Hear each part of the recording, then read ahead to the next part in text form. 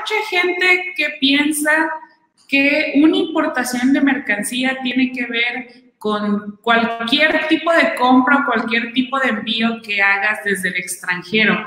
Y la verdad es que no es así. Por ejemplo, tú puedes comprar un artículo en la página de Wish. No sé si les ha tocado, conocen a alguien o ustedes lo han hecho, estuvo muy popular en un tiempo comprar de esos artículos de fantasía en Wish que te llegaban 3 meses después. Ese tipo de compras generalmente eran muy pequeñitas y no se consideran un ingreso formal de mercancía. Entonces, primero que nada es muy importante que entendamos si tu compra o tu producto se va a considerar un ingreso formal de mercancía o no. Todos los países en todas las aduanas del mundo tienen un límite, tienen una cantidad establecida para considerar los ingresos de mercancía del extranjero como ingreso formal o informal.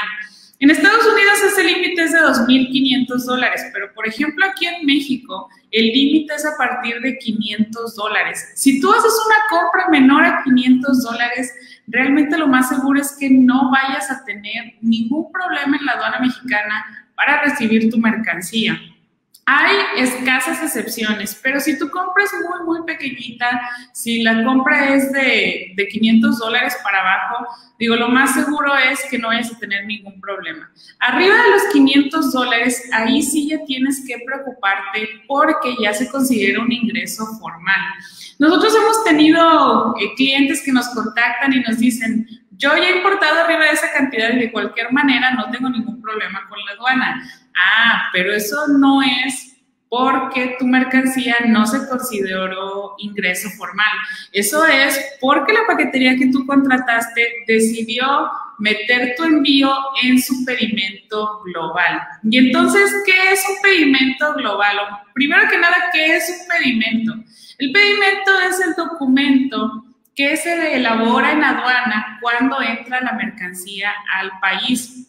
Es como una factura de la compra internacional que tú hiciste, pero no es nada más una factura como la compra-venta que conocemos normalmente, sino que en esa factura pues se declara también temas de fracción arancelaria, el tipo de mercancía, bueno, el tipo de mercancía también se declara en una factura, comprador, vendedor, que también se declara en una factura, la fecha de ingreso a la aduana, cuáles son los impuestos que está pagando, que en una importación no es nada más el IVA, hay otro tipo de impuestos, etcétera, etcétera. Entonces, es el documento que declara el ingreso de esa mercancía al país. Y hay varios tipos de pedimento. Las paqueterías aquí en México pueden hacer lo que se llama un pedimento global.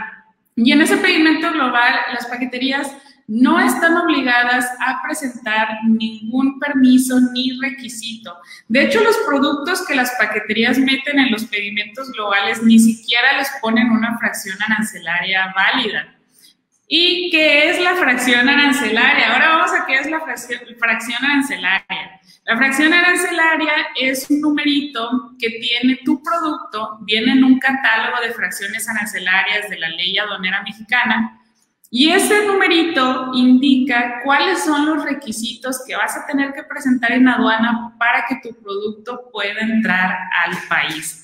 Hasta aquí no sé si suena medio complejo o medio rebuscado, pero la verdad es que no es tanto así. Simplemente con la fracción arancelaria de tu producto, tú puedes saber qué impuestos y qué requisitos son los que vas a necesitar para importar ese producto. Ahora, si llegando tu mercancía al país, la paquetería pone tu producto en su pedimento global, entonces ya la hiciste porque ya no tienes que preocuparte por la fracción arancelaria.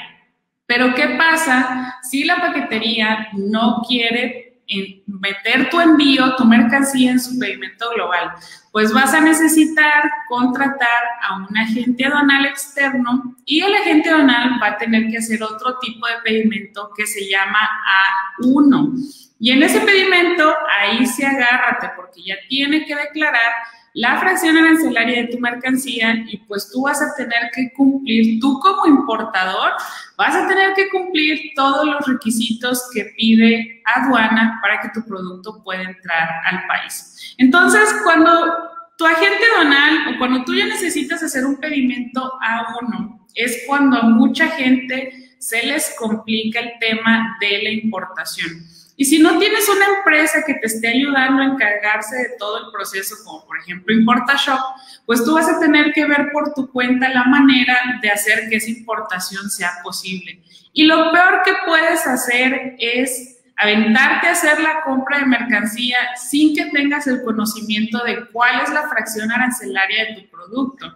Y aquí es donde mucha gente comete el error y por eso hay muchas personas con mercancía retenida y que nos contactan porque ya tienen la urgencia de que no la pueden recuperar y ya se va a ir a abandono, etc. Entonces, lo mejor que puedes hacer es planear tu importación antes siquiera de que hagas la compra de mercancía.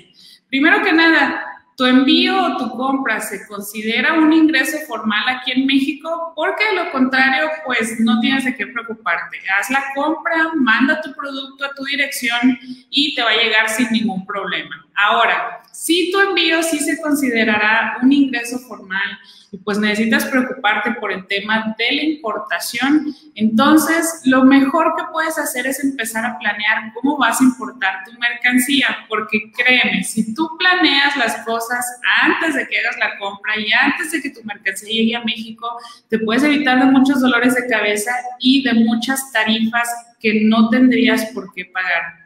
Por ejemplo, cuando tu mercancía llega a la aduana, si tú no tienes ya todo planeado para poder liberarla y tu mercancía se queda ahí mucho tiempo, te empiezan a cobrar una tarifa que se llama almacenajes.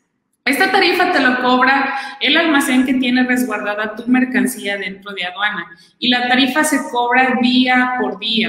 No es día laboral, es día natural. Significa que si sábados y domingos ellos no abren el almacén, de cualquier forma se te va a cobrar sábado y domingo de almacenaje. Entonces, si tu mercancía dura ahí una semana o un mes, pues va a ser una semana o un mes que vas a tener que pagar la tarifa diaria de almacenajes. En cambio, si tú hubieras planeado y si tú ya tuvieras listo quién te va a liberar esa mercancía cuando tu producto llegue a la aduana, pues no tendrías por qué pagar esa tarifa porque llegando se libera y ya no pasa nada, no tienes ningún problema.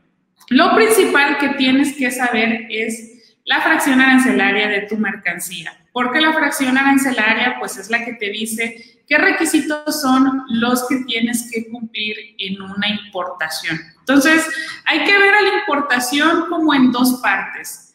Primero está el que tú seas importador y puedas importar mercancía a México. Pero también tenemos la parte de requisitos de tu producto y es lo que mucha gente no investiga. Y en la parte de requisitos de tu producto es donde la fracción arancelaria juega un papel muy importante. Entonces, si la fracción arancelaria de tu producto dice que ocupas etiquetar tu mercancía, te recomiendo que vayas y etiquetes tu mercancía con una UVA, unidad de verificación autorizada, así se llaman esas empresas, para que cuando llegue al país, pues no te la detengan y no tengas ningún problema.